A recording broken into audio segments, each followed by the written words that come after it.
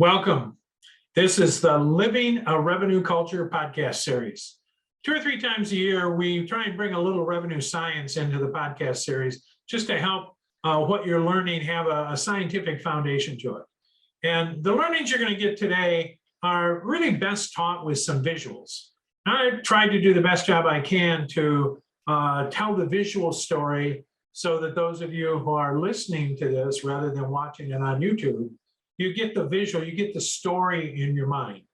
But if I don't do a good enough job for you and you want the actual visuals, you can either watch the podcast on YouTube or you can reach out to me, Rick Mcpartlin, at therevenuegame.com, and you can see my email on the screen if you're watching.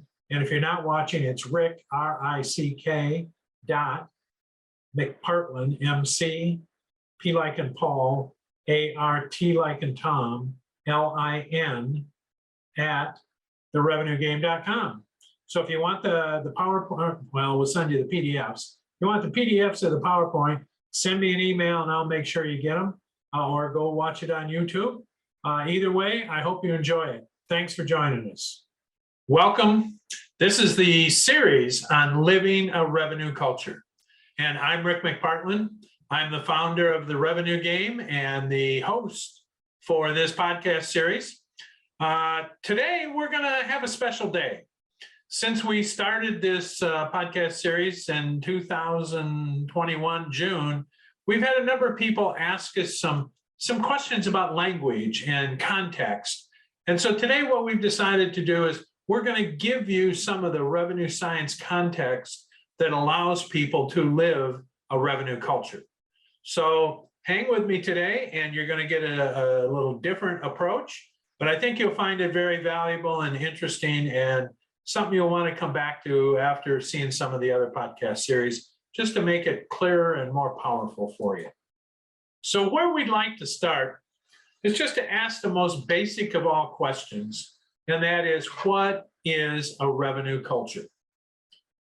Culture is one of those words that we all use, and we use it in different ways, and we don't always stop and think about what's the difference between the culture on the Little League team and the culture at the church and the culture at my college and a revenue culture. Well, let's start with the fact that a revenue culture is an organization that has responsibility for the people that work for them.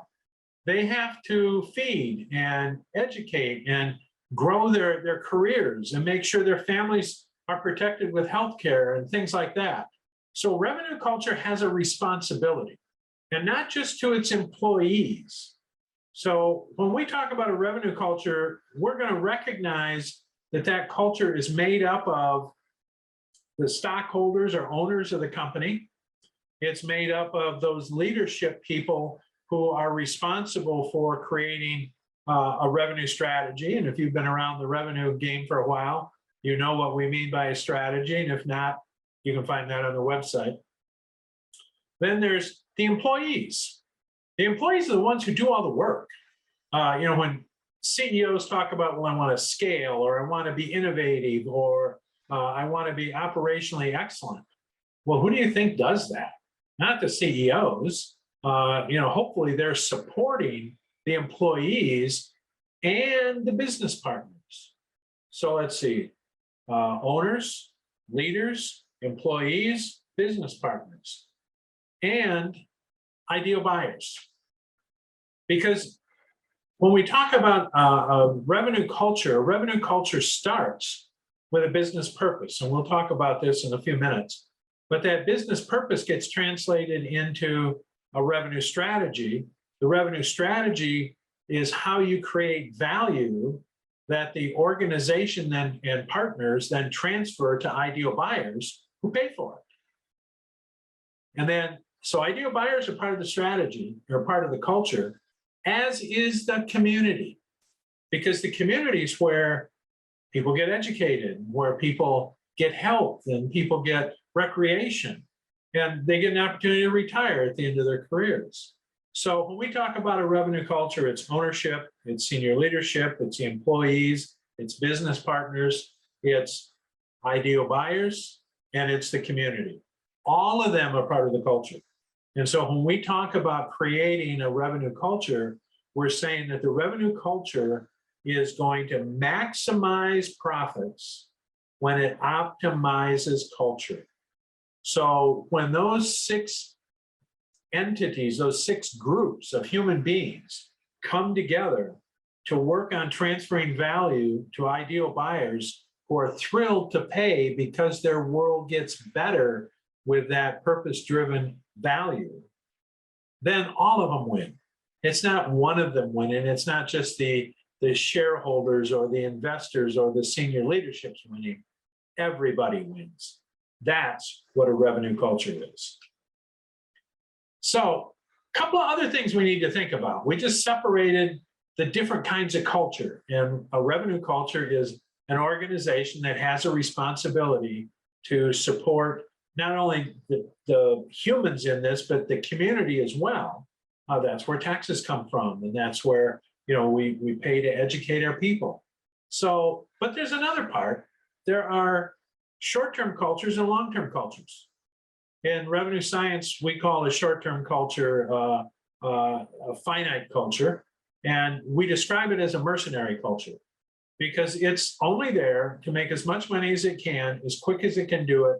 And once it's made a bunch of money, it's happy to stop doing that and go do something else where it makes money. It's really not there for the long term. So when we talk about a revenue culture and it's supporting all 6 of those groups, including the community, we're really talking about something that's, as Simon Sinek says, it's infinite. It's an infinite for-profit organization. It has that big purpose, and that big purpose creates value that the people in the culture transfer to the ideal buyers in the culture. And when these people are doing this, both transferring and receiving the value, that's fulfilling them personally.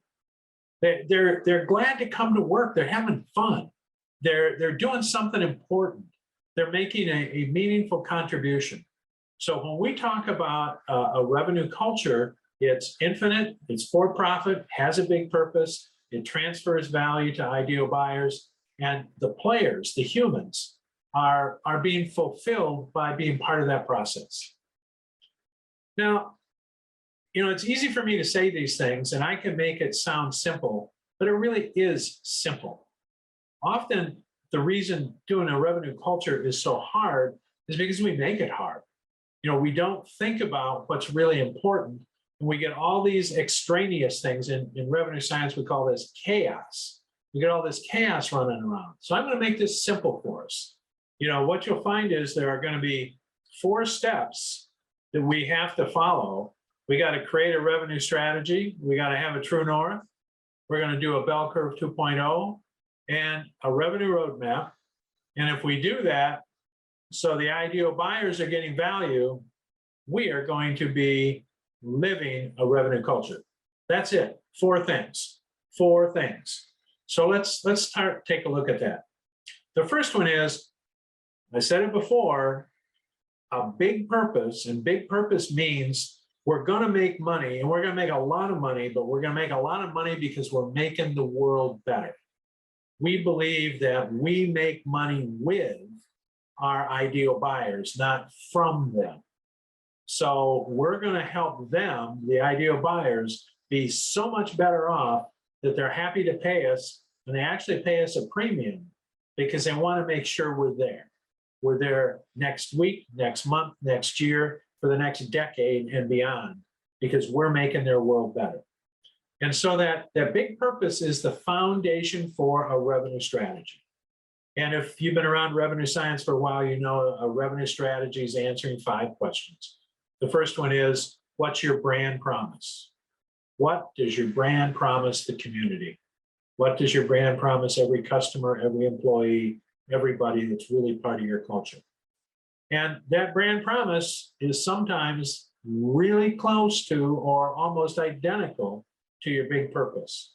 But it's what you promise those people who are going to engage with you is that brand promise. Second thing is, what's the problem you solve for your ideal buyer that nobody else solves.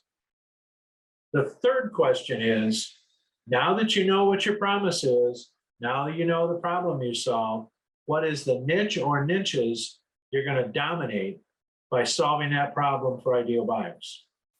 The fourth question is, how do you define that ideal buyer? How do you know them when you see them? And the final question is, what is the compelling offer or offers that you make to those ideal buyers in that niche by solving that problem and fulfilling that promise? That's it. That's the strategy. So the first step is you got to get good at answering those 5 questions, because those 5 questions then make everything else come together. The second one is, now you've answered those 5 questions. So now, how do you get your culture to understand what implementing those, deploying those, executing those 5 questions really means? I mean, language is sometimes confusing. So how do we make this very simple? Well, revenue science says it's a thing called a true north. And a true north is basically where we know where we're going. And, we've defined this is the answer to our 5 questions. We're going to solve a unique problem. We're going to make this promise. We understand the niches we're in. So what we need to do is tell the people in our culture there are a series of behaviors that are above the horizon line and a series that are below the horizon line. When we go above the horizon line, we're always, every decision, every action, everything we do above the line adds value to that ideal buyer and margin to ourselves. Now, examples of things above the line could be, we always partner. We are never negotiating win-lose. We always make money with our ideal buyer, not from them. Those are 3 just simple examples. So your culture, those humans that work for you, when they're fulfilling their personal lives by transferring value, they're doing those 3 things that they should, I hope they all embrace, because those are ethics, or those are principles that we live by. Likewise, when somebody does something below the horizon line, that could be like win-lose negotiation. That could be pitching them because I need commission. I need to close this deal so I get paid. There's a lot of things. It could also be where I'm willing to leave certain facts out. I'm not really partnering with them. I'm really approaching this as a vendor, and it's let the buyer beware. So every company, once they have their strategy, once they've answered the 5 questions, the next thing they get to do is they get to decide, what are the behaviors? What are the decisions? What are the conversations that are above the line, that add value to the customer and margin to us, and which are below the line, subtract value from the customer and subtract margin from us, and make a simple list. And it's that basic, it's that easy. Now, just imagine from a culture standpoint, you're trying to hire somebody. And if you could explain to them, here are the 5 answers to our strategy, this is who we are. And then you show them a true north and say, this is how we live that. If you always are doing things above the line, you don't have to worry. You know you're doing the right thing.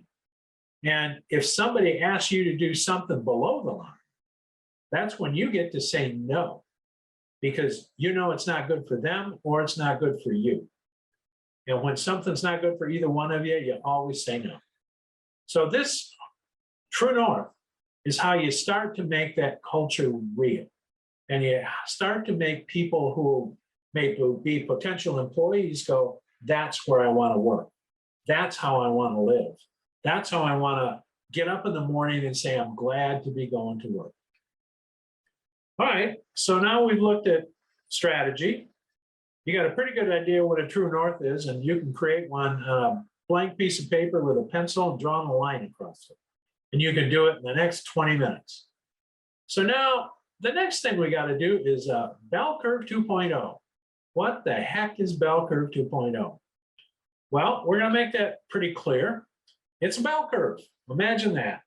And in its simplest sense, what it tells us is, and this is 60 some years of research. It's been researched thousands of times, and every single solitary product, service, industry, market, company group, employee group, all fall across this bell curve. All of them are in a situation where if they're on the left-hand side, you'll see that's a proactive partnering track. Those down here in the left, this small section, those are where innovators and early adopters live. The next one is, these are mid-market people. And we'll talk about consulting and solution and distribution and so on. But what it tells us is, this is about 16% of the market. And at the other end, these are those people who are, the laggards. They're the ones who really don't want to change. They like everything kind of the way it is. And then this is mass market, and this is mid-mass market. Well, all the research out there tells us really simply, very clearly, tells everybody on our team that not every buyer is the same. The early adopters and innovators and the laggards are very different people. And the way you do business with them is different. The way they contract with you, what they're willing to pay you for is different. The salesperson or the marketing programs that reach a laggard are different than those that reach the early adopters.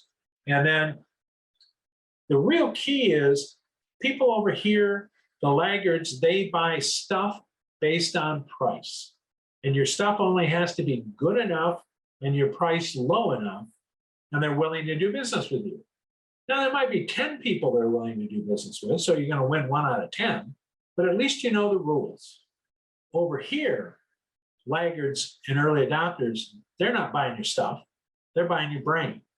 And they're going to pay you for your brain. They're not paying you for your stuff. They don't care how you do it, but if you can solve these problems that they haven't been able to figure out yet, and you make their world better, they're willing to pay you for a better world. So everything else is someplace between brain and stuff, and you can just imagine what the progression is. New products start here, they die over there. Might take 10 years, might take 2 years, but that's the progression across the curve. So what's the bell curve 2.0 mean to your culture? It means that once you decide whether you're in the business of selling brain or stuff, you now know who to hire, you know who to call on, you know who to have as a partner, because the research says you want people who are as close to you as you can possibly get. If you're on the left side of the curve and you sell brain, the people on the right side are almost never going to be your customers. And if they are, you'll probably be sorry you got them. And if you do get them, you won't make any money. You'll almost have to fund it out of your profits from the people who are on the left side, who are near where you want to be, where you are, where your essence is. So bell curve 2.0, that helps us figure out exactly who we want to deal with, who we want to say no to, just like in the last slide on the true north. As a matter of fact, one of the things on the true north above the line would be, are these people in the right place on the bell curve? And below the line would be, these people aren't in the right place on the bell curve. You just know how to say no. And it's so much more comfortable to be an employee where you know a good client from a bad client, and you know you're empowered to say no to the bad ones. And that gives you time to really invest in the good ones for their benefit and yours. Okay, so we've got our 5-question strategy. We've got our true north down. Now we know which people we want to spend our time with. Are they close to us on the bell curve? Do they want to buy our brain, or do they want to buy stuff?